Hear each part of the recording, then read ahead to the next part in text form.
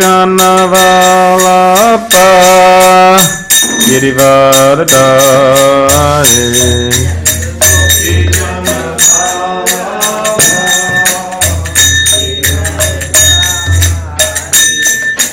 Gopi Janavalapa Girivardhari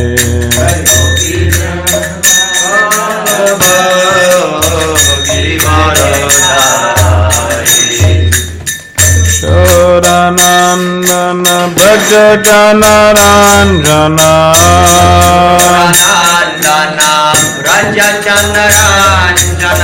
Yashodanandana Braja Janaranjana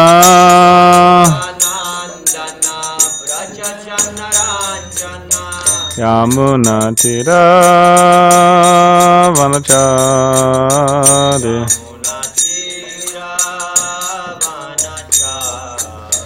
Yamuna Tira Vanachari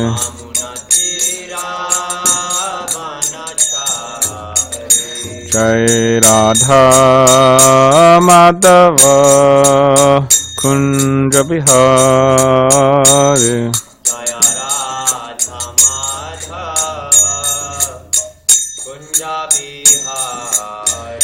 Jaya Radha Madhava Kunja Bihari Jai Radha Madhava Kunja Bihari Jaya Radha Madhava Kunja Bihari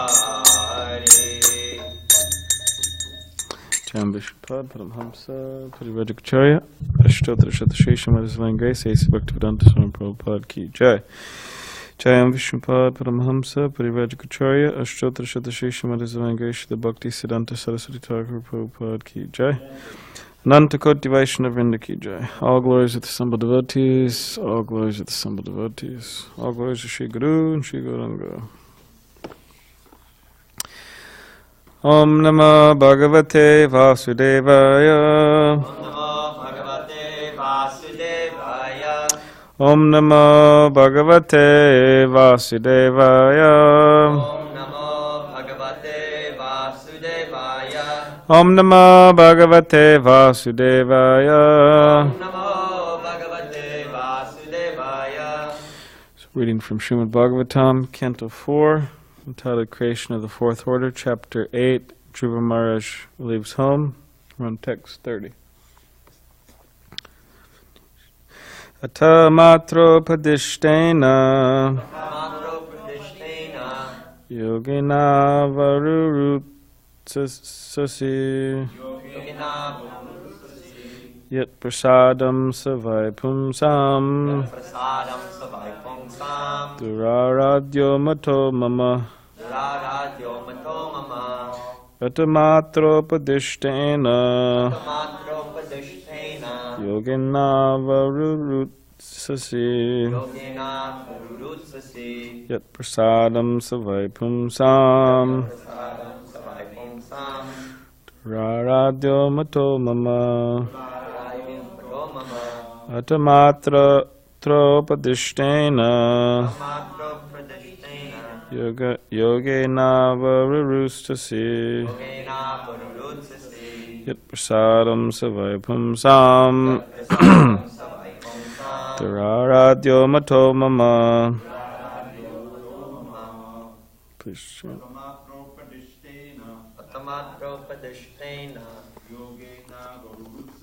Yogena varurutsasi Yat prasadam savai pumsam Duraradyo mato mama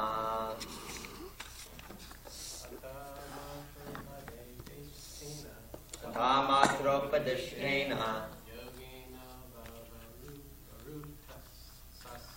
Yogena Varurutsasi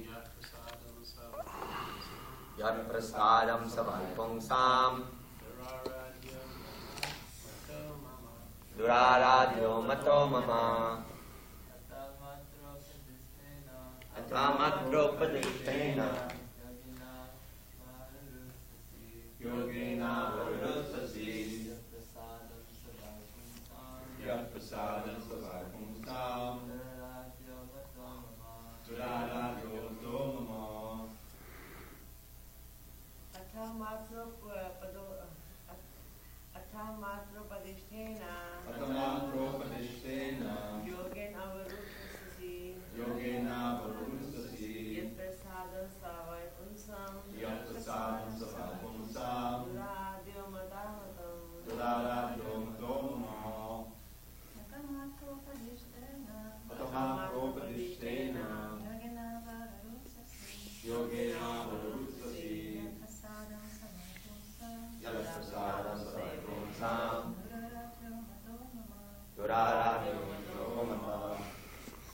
Word by word translation. Atta, therefore. Matra, by your mother. Upadishtena, being instructed.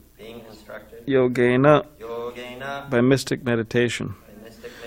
Avarurutsasi, want to elevate yourself.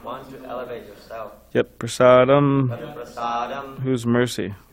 Saha, that. Vai, certainly. Pungsam, of the living entities.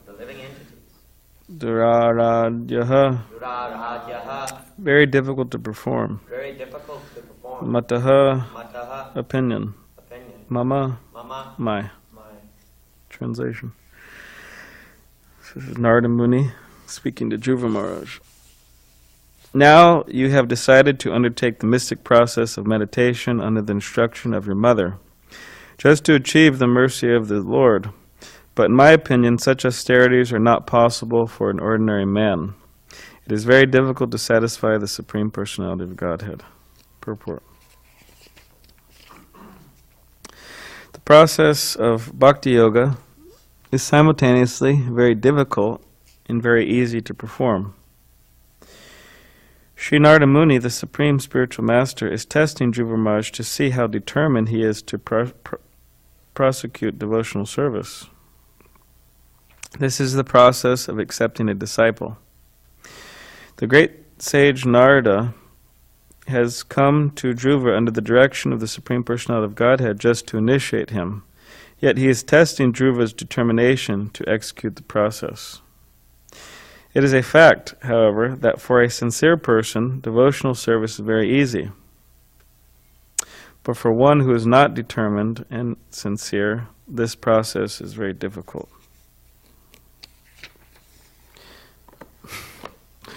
Om Ganati Vedandasya Gananchana Shalakaya Chakshulanmaditamena Tasmai Shri Gurave Namaha Mukham Karidvachalam Pangam Langaite Girim Yat Kripatamaham Vande Shri Gurunde Tarinam Vancha Kapadibhishcha Kripasindabevacha Patitanam Pavanebhyo Vaishnavebhyo Namo Namaha Jaya Shri Krishna Chaitanya Prabhu Nityananda Shri Advaita Gadadhar Shivasari Gaura Bhaktivinoda Hare Krishna Krishna Krishna Hare Hare Hare Rama Rama Rama Hare Hare.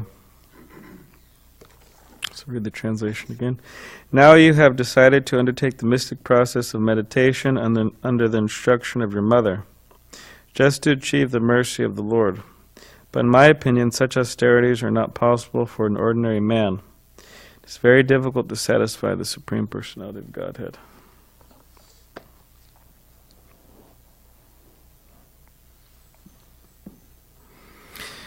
So is Krishna consciousness, is the process difficult or is it easy? Huh? Both. Okay. Both. So, yeah, depending on who we are, it is difficult or easy. So some people, upon hearing this, might think, oh, well, seems pretty difficult for me sometimes, so maybe I should just give it up. That's called, renunciation, or lack of determination. Because that's the Prabhupada saying it, determination not to give it up. So if it's difficult, then that just means we need to be more sincere. And of course, when we think of sincerity, or when we think of seriousness, Prabhupada says, or determined, right? He says, for a sincere person, devotional service is very easy, but for one who's not determined and sincere, the process is very difficult. So when we think of sincerity, it's, okay, is anybody 100% sincere? Yeah, sure, but it's a little rare, right, to find 100% sincere or 100% determined. And is anyone 100% insincere or 100% not determined? So there's degrees. There's degrees of sincerity, there's the degrees of determination. So the point is that, but depending on our level of determination, our level of sincerity, yes, it will be easier or difficult, more difficult. That's what Prabhupada's mentioning here. And people, and there's so many reasons why a determined or a not determined person or not sincere person, there's so many reasons why Krishna consciousness is just too much. Oh, I have to wake up early. Oh, I have to chant so much. I mean, over and over and over again. Hare Krishna, chanting so much. Or I have to, my food has to be offered to Krishna, right? Why can't I just eat it directly, Why waste time? I don't got to wait for it to come off the altar, this whole process, right? Just, let's get going here, right? They say, what is it? Om Tat Sat, thanks a lot. You just, just eat the food, right? What was the other one? Great, whatever. There's all types of kind of shortcuts to take. Just let's get going here. So yeah, people think that, oh, it's just too much, and yeah, there's different degrees of sincerity. So the idea is we want to increase our sincerity, whatever sincerity we have, and we want to increase our determination, whatever determination we have. And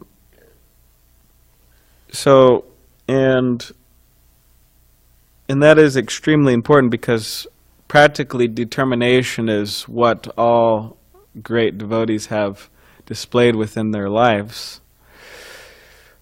And from that determination, so many wonderful things happened. Like Prabhupada's determination, right, to come to America. That's called extremely determined, Srila Prabhupada. Elderly man, right, no money, no contacts. But he was determined, okay, I have to fulfill this, even if I die. That was Prabhupada's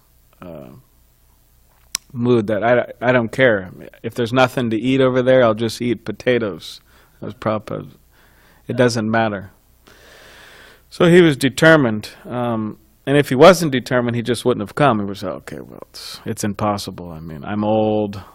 I have no contacts. I have no money. So I'm just going to sit here in Vrindavan and chant Hare Krishna and go back to Godhead.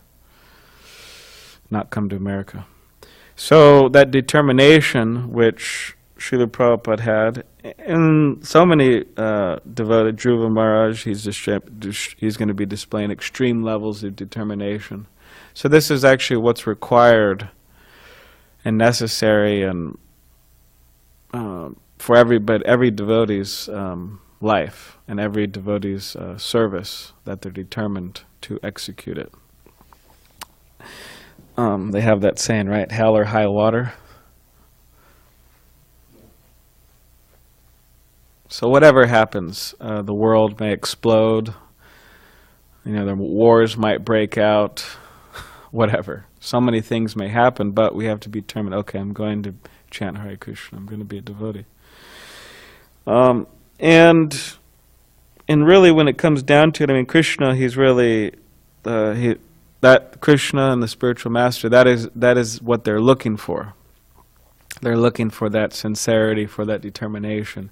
And practically speaking, they're not so concerned about many other things that we may or may not have. Just like in the case of this king, he kidnapped 16,000 princesses, right? And he was keeping them all in a dungeon. This is in Krishna's pastimes, keeping them all in a dungeon, locked up. And then they were praying to Krishna, oh, please come and rescue us, right? From this demon, from this asura, from this king. Please come and help us. So that's exactly what Krishna did. He came and he killed the asura, and then he saved all the princesses. But there was a problem that, especially within ancient Vedic civilization, that the problem was that all these women, they're staying at another man's house. It's a huge problem. Why? Because that means no man wants to marry them, and no man will marry them. And for a woman not to get married, especially back then, is absolutely horrible. It's like a nightmare. You might as well just commit suicide. It's just such a horrible experience for women. And even nowadays, sometimes, right, it's a horrible experience for women. They really want to get married. But so it was a problem. So what did Krishna do? Did he just reject them and say, okay, well, no one's going to marry you, and I'm not going to marry you either? But what he did is he actually married them when no one else would. So we could see that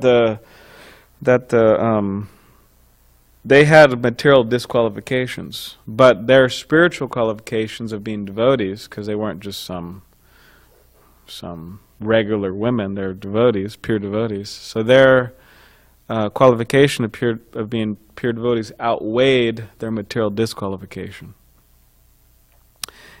And that's a very important point, because we may have material disqualifications, different ones. But if we could capture Krishna's attention by our service and our sincerity and by our determination. There's a nice verse here from the Padyavali, Srila Rupa Goswami's Padyavali. This is the verse by an unknown author. Actually, no, sorry, I take that back. This is a verse by Sri Dakshinatya, which we probably won't ever know much about him, but anyways, he wrote a great verse. So it's here. I'll attempt the Sanskrit.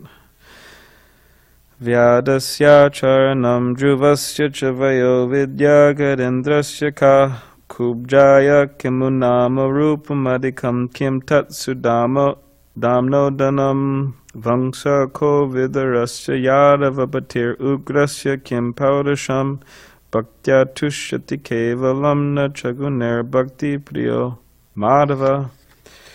So this is the translation. Where were the hunter Dharma's piety, Dhruva's maturity, and Gajendra's knowledge? Where was Kubja's beauty? Where was Sudama's wealth? Where was Vidura's noble birth? Where was Ugrasena's chivalrous strength? Lord Madhava is pleased only by devotional service and not by material qualifications. This is by Sri Dakshinatya Prabhu. So, Dhruva's maturity, he was a young boy and angry and just all flustered, and he goes out into the forest, and so there wasn't much maturity there. But he, by his austerity, by his association with Narada Muni, he came directly in contact with this Lord Narayan. He had darshan, and Such a great, in Gajendra's knowledge. So who knows who's Gajendra? Who's elephant? Yeah, king of the elephants. He's an elephant. So where's his knowledge? Or Kubja. Who's Kubja? You know who Kubja is? Kubja's in Krishna book. Yeah, Kamsa's servant. So Kubja said she was like a hunchback. She was completely hunched over.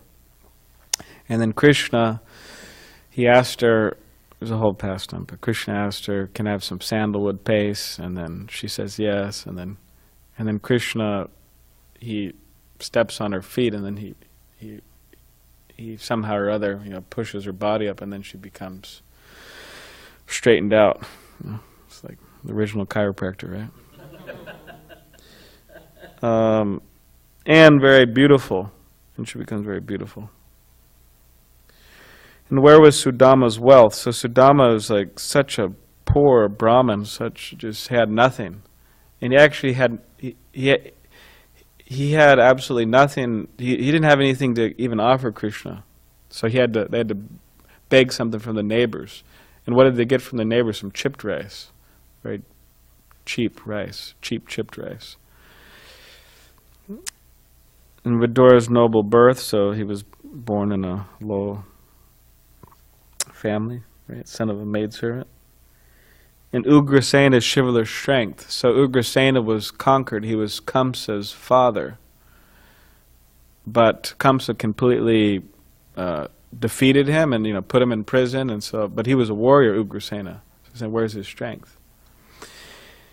So saying, but all these were great devotees. Kubja, Dhruva, Maharaj, Gajendra, Sudama, Vidura, they're all pure devotees, great devotees. So Krishna was pleased by their devotion and wasn't concerned with their material qualifications. So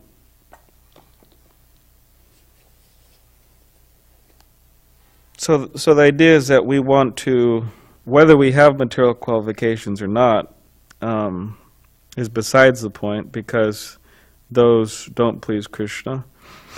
But what pleases Krishna is that we become devotees. We become pure devotees. That pleases Krishna the most. And one of the, you could say, main ways in which we can please Krishna or please the parampara, the disciplic succession, is to extend the mercy of Chaitanya Mahaprabhu, the mercy of Lord Nityananda Prabhu. Of course, the main, you could say, point behind all of our services is for us to develop love for Krishna. There really is. Like Prabhupada was in Atlanta, Georgia, and there was a room packed full of brahmacharis and sannyasis, traveling book distributors. And Narantara Prabhu was there also. He was also a book distributor. And he was coming from New York. But most of the devotees were Radha Damodar party. So then Narantara Prabhu asked the question. And he said, and I asked him about this, Narantara Prabhu, and I said, anyway, so he asked Prabhupada the question that, Prabhupada, so what pleases you the most? And then Prabhupada told all the devotees, what pleases me the most is if you love Krishna.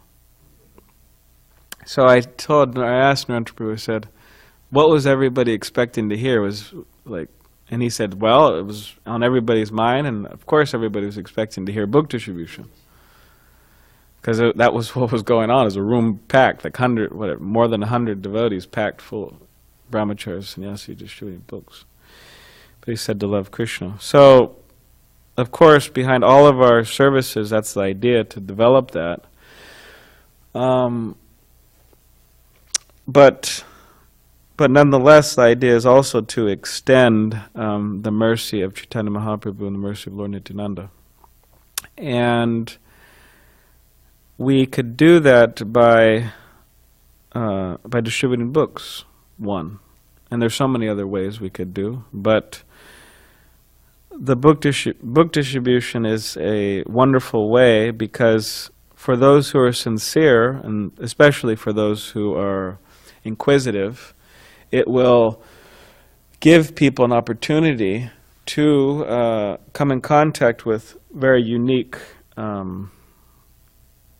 with unique knowledge, namely the Vaishnava knowledge, or the transcendental knowledge of the Bhagavatam. It's very unique. We always have to remember that. So if we can, and everybody can, to some degree, distribute books, and that will be very beneficial for people in general, and beneficial for ourselves too. So now it's December 1st. It's a day, it's a new month. And all over the world, devotees will be trying to distribute Prabhupada's books. And not only trying to distribute Prabhupada's books, they're going to be distributing Prabhupada's books. And depending on who they are and what their expertise is, they're going to be distributing, some of them, a lot of books. Just like pumping out books, like machines almost.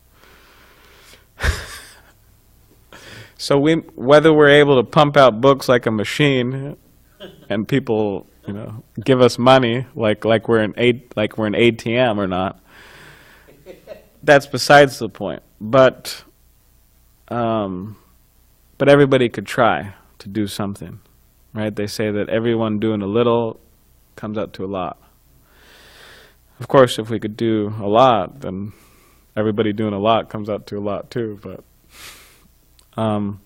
so it's a great opportunity, and somehow or other, devotees, they have taken this month as a good month to have a marathon. And a marathon means extending oneself more than one usually does on a regular basis, to extend oneself more. So longer amounts of time, just doing it in general, because one may not be doing it at all, so if they do it in general, it means the activity. So devotees have picked this month. It's been going on since Prabhupada's time, because people, we hope, and in general, they're in a very, it's a holiday time, right? Christmas, it's coming up, and people are ready to buy gifts and give donations, and this is when all the charity organizations come out of the woodworks and try to inspire people's sympathetic side to give a donation. So devotees have picked up on this and have used this month as a month to try to distribute Prabhupada's books more and more. One year, I remember, some years ago in the temple, I was engaging in the marathon, and I was going out practically every day, or maybe it was every day, and for quite some hours every day. We would just have breakfast early. We'd actually have an early breakfast, and then we would just go out until the evening time, and we'd come back. We wouldn't stay out all night or something, but come back around 6 or something, and I wasn't taking any naps. It was just like every day I was just going, taking no naps. And I remember at the end of the month, and I distributed some books, and at the end of the month I was completely, my body was completely wasted, and I was just laying upstairs. I actually couldn't move, like my body was so tired. And Bajranarayan Swami comes up, "Oh, hey, how you doing?" "Oh, I'm doing all right, I'm just a little tired, So I wouldn't recommend that we necessarily go so much where, we become sick or something, but somehow or other we could chalk out some plans within our consciousness. Okay, well, how can I go out? Or what days can I go out, or what hours can I go out, so I could try to distribute Prabhupada's books. I mean, even just stepping out on Garnet for 30 minutes You'd be amazed what could happen in 30 minutes or an hour.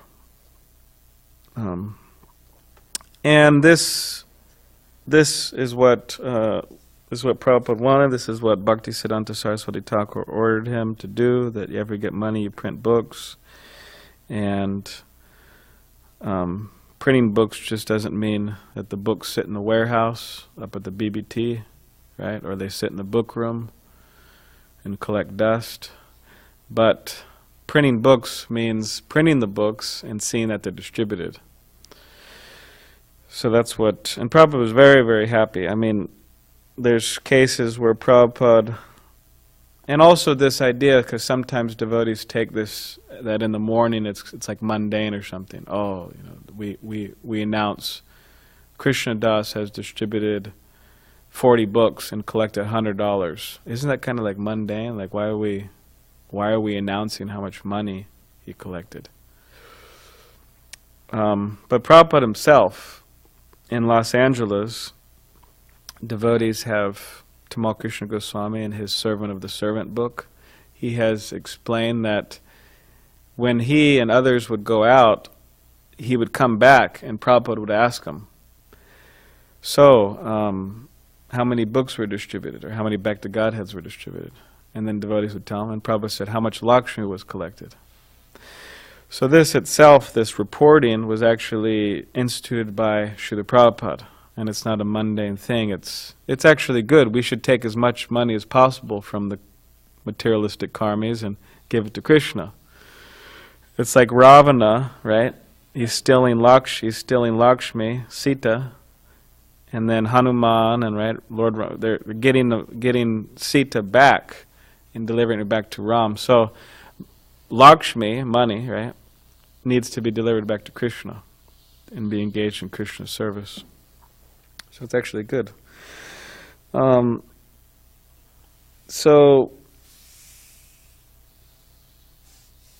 yeah, Prabhupada himself would do that, and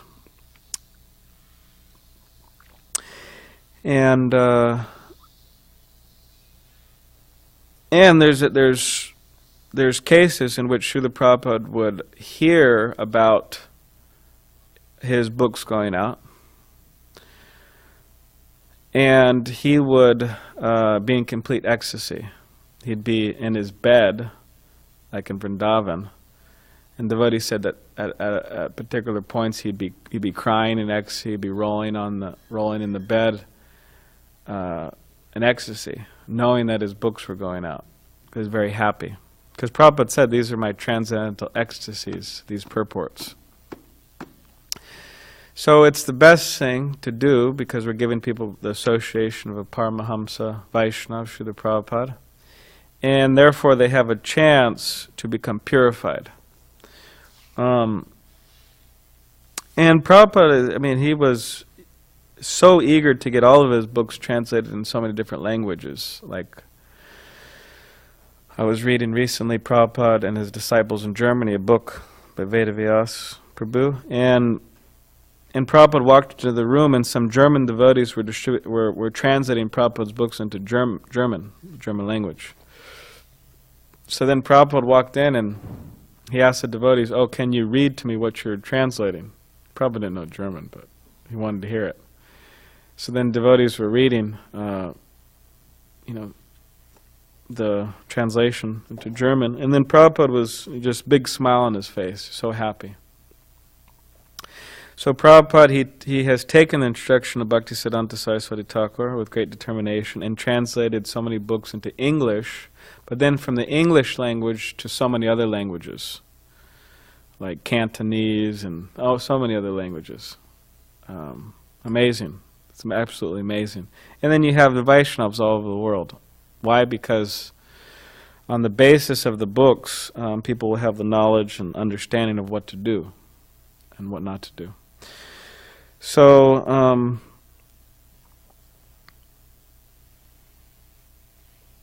so we should try to engage somehow or other in book distribution, especially in this particular month. It's a marathon month, and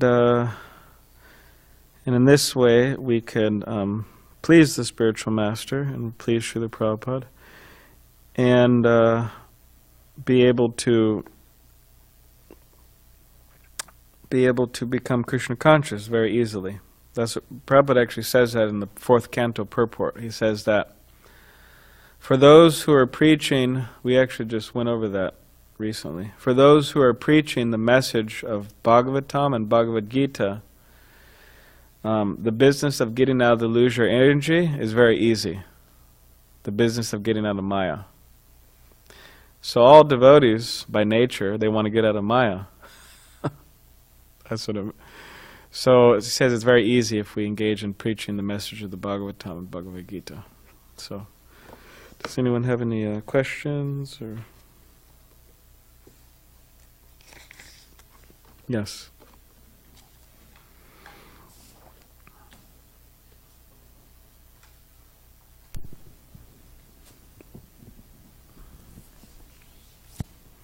Hare Krishna.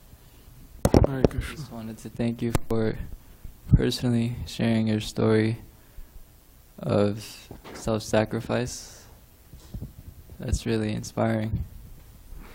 It reminded me of one thing that Tukram, I was listening to one lecture a few months ago, and Tukram was giving this at ISKCON Chapati.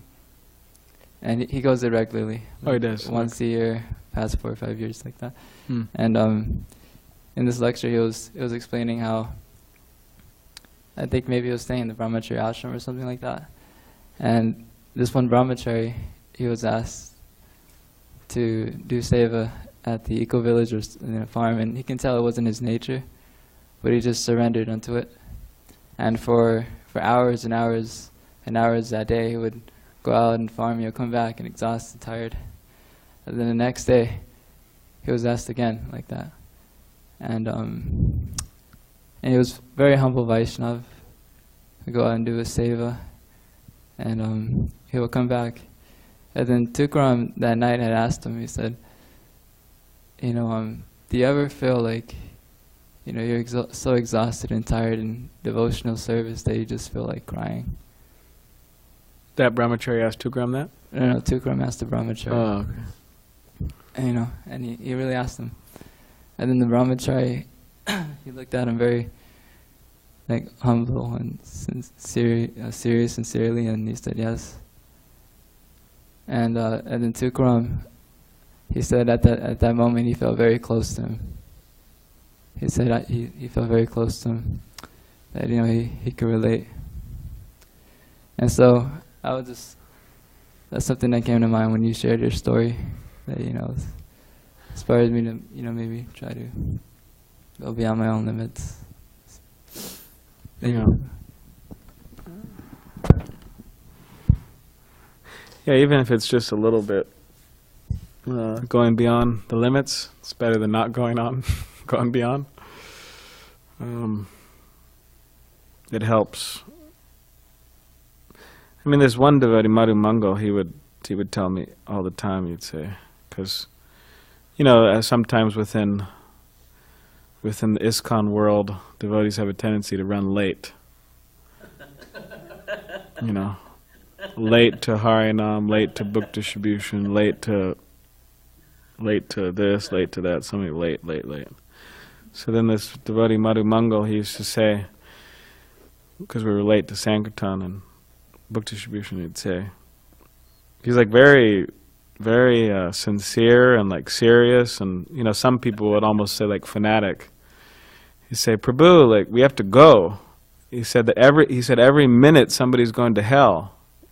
He said we have to go. And I thought that was interesting because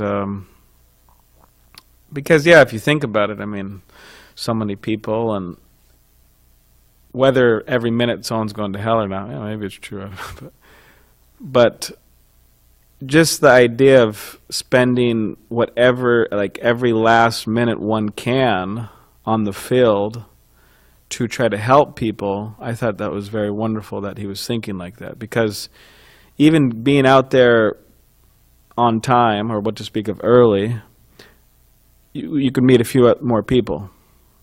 that you wouldn't meet that particular day. And maybe people really need it that day, because sometimes they think, oh, people could wait, you know, they're not suffering that bad. But sometimes people can't wait. They're just really struggling, they're really suffering, they're about to go jump off Coronado Bridge, or, you know, take a gun to their head or something, God knows what. People do it all the time, every single day.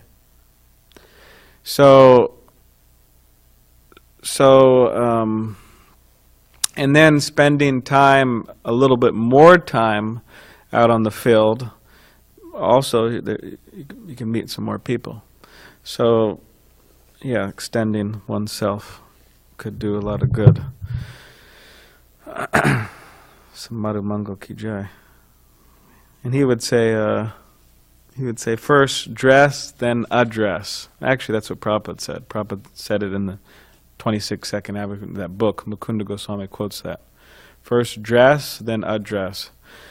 So, because we would always, me and others probably, but he would always kind of give me a hard time because I go out with these button-up like dress shirts, but they're all wrinkled, like looks like they just came out of a laundry bin or something.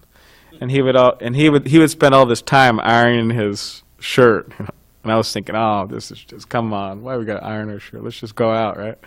So then he would always criticize me. Oh, look at your shirt. He said, this looks horrible. He said, Prabhupada said, first dress, then address. Which at the time I was thinking, no, it's not so important. But actually it is important because people, in many ways people are superficial, external. But aside from that, people have an easier time listening to somebody if they don't look like a mess. So, yes. I don't have much history on distributing books, though I have distributed a little bit back in the day. But one of the main books for distribution, I think most of you would agree, those who are experienced, is The Science of Self-Realization. Isn't that like a perennial? So yesterday I was very busy working on the reprint, I think, for the marathon. We're reprinting the softback SSR. I think that's probably a staple, right, that you go out with. So somehow or other, I'm checking the text. It's a long story why I have to do it. Usually we just reprint and there's a change in the copyright page. This is the 14th printing, there's 2 million in print, like that. But this time I actually had to check the text in certain points. And I read this, I was reading this sentence right in the first chapter, which is entitled Discovering the Self. That's learning the science of the soul, that's the part, and discovering the self, just like Krishna begins with that in the Gita, the soul and everything. So this is from a lecture probably gave in 1970, and it was hard to find, but I found the actual. And this sentence is the first, and it's right near the beginning of the whole article. It is the duty of every human being to understand his constitutional position with God and to act accordingly. And in my super critical nature, because that's what I do, is this right? That doesn't sound exactly right. Although it's been there since 1977. This book was the last book published when Prabhu was on the planet. And so I traced out the original lecture, which wasn't easy, and I saw the original passage, This was a BTGR, they're almost all BTGR. And what it's supposed to say, it is the duty of every human being to understand his constitutional position, his relationship with God, and to act accordingly. Doesn't that make a little more sense? What was the one before? The duty of every human being to understand his constitutional position with God and to act accordingly. I looked, I said, wait a minute, what's missing? And nobody has caught that in all these years, in all the languages it's been printed. I looked up, I have a copy of the first one printed back in '77. A hardback. So it looks big. And it said the same thing. Somehow it just slipped through, and it hasn't been. So that's my little contribution. As they get printed, the new ones that are being printed will have that sentence, and it'll have more impact on people. Mm. Yeah, last time I was going to, some months ago, I was taking a flight. I was going to Houston from SanDiego Airport. I was leaving, and it's like early in the morning. Maybe 9 in the morning or something here. So Zach was there also, so we're walking, and then I'm going to sit there. We're going to sit there to wait for the plane, to get on the plane. And I look over and I see this young woman, she's probably in her 20s, and I see her reading a book. So then I look and it's The Science of Self-Realization. And then, so wow, that's quite interesting. So I brought some books with me, some Chant Be Happy, and I said, I went up to her, so excuse me, I said, where did you get that book? She said, some friend, they sent it to me some time ago. I had this book for quite some time, but they sent it to me, and I read it regularly.